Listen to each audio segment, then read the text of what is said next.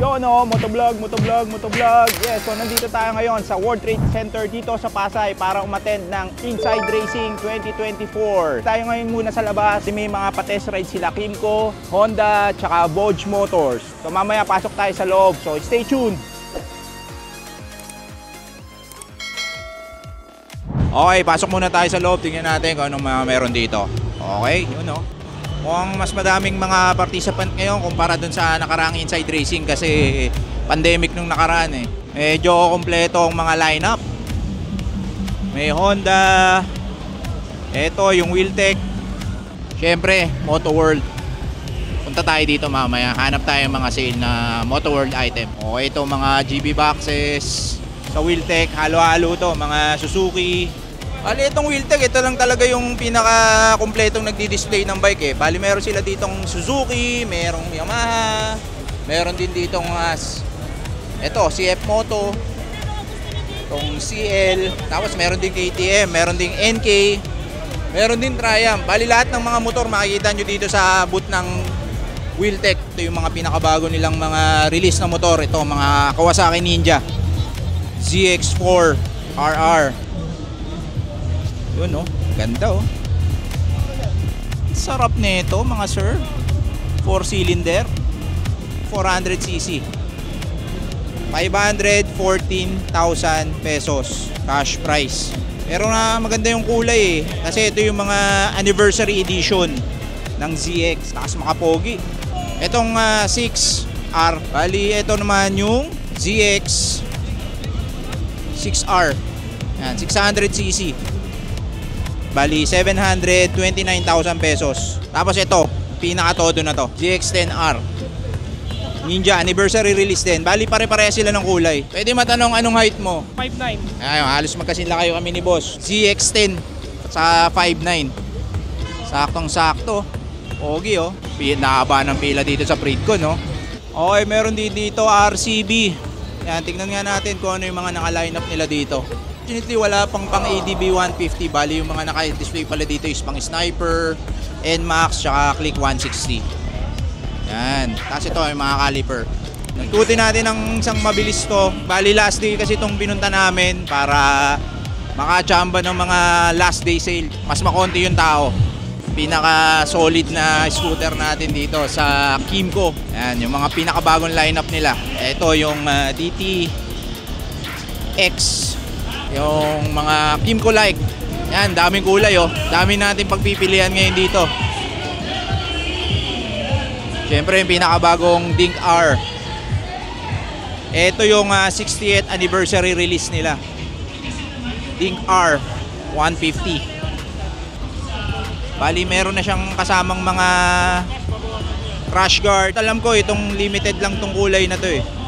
Ano masasabi mo dyan sa pinaka-limited edition ng Dink R? Para sulit na sulit yung pinakabagong limited edition namin dahil worth 15,000 yung accessories. From the SRP nung basic variant, almost 8,000 lang yung nagagdag sa presyo. Mga nasa 100, magkano siya ngayon? 160.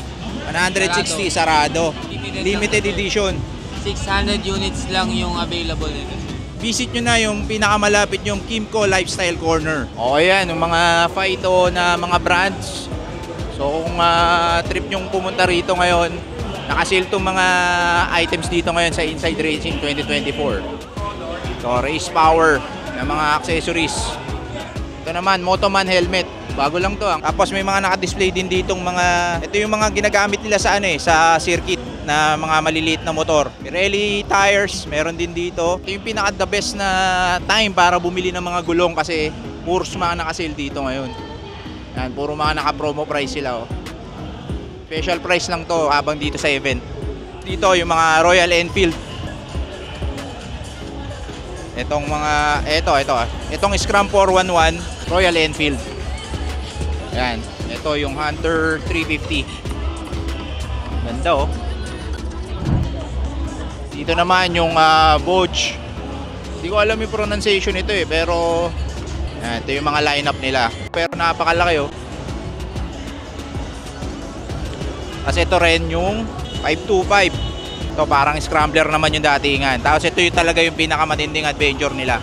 Yung DS 525X. Ito naman yung parang mga sports bike. Okay, ito yung naked. Ganda rin eh, oh. Ito mga CNC na mga mugs. Yan. Old. And mga accessories. Petron. Punta rin tayo dito sa Access Plus. Ito yung Desert X Ducati. Ito yata yung ginamit ni Trupa eh, oh. Previous vlog niya na nag-racetrack sila. Ganda oh. Panigale. Ito talagang track ready. Yan oh. Kitang-kita mo pa talaga, putput na yung ano, kakabanking. As naka-all-ins na rin siya. Tapos dalawa yung tambucho niya, isa dito tsaka isa dito sa may likod. Ayos yung effect nito, oh. Brush. Ganda. Tapos ito yung Supermoto. Supermoto ng Ducati.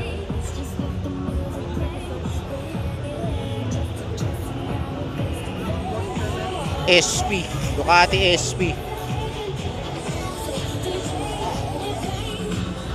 Indian motorcycle, bali ito rin, sila rin nagkikerry nito, Access Plus din. Yan, Indian na motorcycle, ito yung mga panapat nila sa mga Harley Davidson. Syempre ito, isa sa mga pinaka-favorite natin na enduro, Beta Arc. Syempre, mawawala ba naman to? Ito yung Italjet na naka-setup na. Yan, naka-all-ins na to. Parehas. Bali Malossi edition tong Italjet na to. Yan, alam ko kung gusto nyong palit ng all-in sa Italjet nyo, pwede nyong kontakin yung AGM scooter. Yan, medyo mas makakamura kayo dun sa mga shock dun. Original din na all-ins. Yan o. Kymco KRB 180 na naka-racing setup. Hindi na to yung katulad ng mga nakikita natin sa daan. Kasi kargado na to eh oh. Mapansin nyo dito, naka HBP made in Taiwan na tambucho. Tapos, napansin ko lang bakit naka-stock pa rin siyang mga gulong, no? Siguro, inayalang nila munang stock. Pero, eto, naka-driven FI na. Tanggal na rin yung ilaw. Naka-shock na rin siya. Tingnan natin yung shock. Yan, driven FI na shock. Yan, bali, tinanggal lang nila yung mga ilaw. Stock din yung shock. Okay. Ano ba to? Bago to Monarch. Monarch na motorcycle. Aris. Axis pala. Axis 125.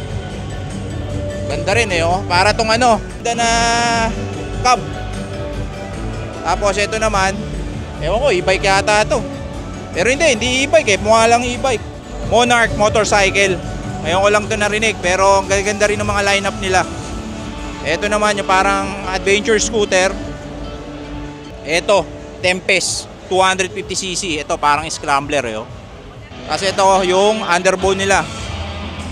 Spear 180cc. 180cc oh. Okay din eh oh. Yan oh, sabi oh 180cc. Spear 180. Okay, meron din dito Skygo. Yan, mga bagong scooter na Skygo. Pero medyo may kamukha siya eh. Kayo na bahala mag-isip, no? Ito, ang tawag nila dito, Lance 150. Lance 150 Skygo. Yan. Kayo na bahala mag-isip kung anong kamukha. Yan o. 150cc. Tapos ito naman, Bolt 150. 150cc. Maxi scoot yung dating nito. Pero may kamukha talaga eh. Pero yun, kayo na bahala mag-isip. Ganda rin ng ilaw sa likod oh. 115,000 pesos. Meron ka ng Maxi scoot. Skygo, Bolt 150, tapos ito 97,000. Meron ka na ring scooter. Yan, Lance 150. Ganda rin eh oh. Bali naka-LED na rin siya. Digital na rin. Wow. Naka-digital nga. Bolt 150. Ganda. Tapos ito naman yung Lance. Digital din guys. Digital din, tapos keyless. Grabe oh, keyless nga oh. Ito rin keyless din to. Bali dito yan sa Skygo Inside Racing 2024. Galing oh. Okay, lakad-lakad pa tayo dito. Yan, bali dito, andito rin yung Honda. Laki ng boot ng Honda dito. Siyempre, nandito yung mga pinakabagong Winner X. Yan. Ito yung mga tinesting natin sa racetrack ng mga nakaraan. Tapos, ito dito rin yung mga lineup nilang mga race bikes. Yan. Ito ngayon yung pinakabagong kulay ng mga Honda Click nila ngayon dito sa Inside Racing 2024. Ayan, ngayon lang nila ito ni-release. Ito, favorite ko to itong kulay na to. Bagong decals na ni-release nila ngayon dito sa Inside Racing 2024. Ito yung standard type. 81,400. Ito yung special edition. Pinakabagong kulay ngayon ng Honda Click 125. The Ultimate Game Changer. 83,900. Special edition type. Ito naman yung mga enduro nila. Siyempre ito, CRF 250cc 250R. Ito naman yung mga non-street legal Honda JMS School. Yan, bali ito, na-testing ko na to. Itong CRF 125F. Napakasarap gamitin itong motor na to kasi abot na abot mo lang yan. Tsaka mabait yung motor na yan pero napakalakas ng torque. Built talaga siya para sa off-road. Yan, it's only for 189,000. Recommended to para sa mga gustong mag-start ng motocross or off-roading. Okay, dito naman tayo sa mga Aprilia motorcycles. Moto Guzzi 100 V100. Ganda oh. V-twin. Napaharap. Kasi ito naman yung Adventure V85 TT. Hanep. Ganda. Laki. Pero mas type ko tong V100.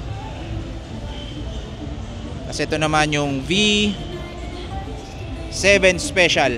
Ito yung pinaka scrambler naman na type. Standard bike, classic.